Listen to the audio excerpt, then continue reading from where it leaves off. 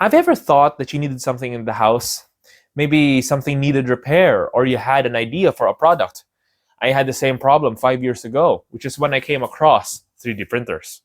For a brief background, 3D printing uses additive manufacturing, meaning they add material instead of subtracting it in order to create the desired product. So it prints in 3D. So what? Other manufacturing methods have been tried and tested over the decades. Why bother with this one? This technology originally stemmed from the idea of creating a machine that could replicate itself. Thus, the RepRap project was born, creating the first generation of modern 3D printers. I say modern because before this, 3D printers used to be bulky and costly machines.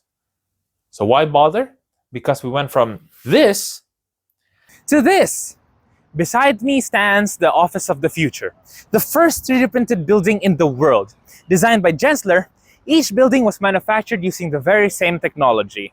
This project, and countless others, is proof that 3D printing has the potential to change conventional manufacturing methods.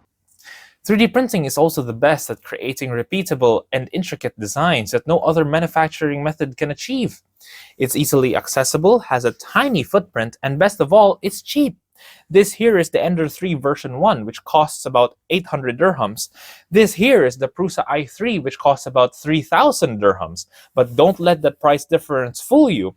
The Ender 3 can easily create prints as high quality as the Prusa i3, which is why it can easily be considered one of the best 3D printers 5 years ago and even to this day. Overall, the benefits of 3D printing make it, in my opinion, one of, if not the best manufacturing method, especially for home use. I cannot wait to see what improvements, innovations will come from this technology.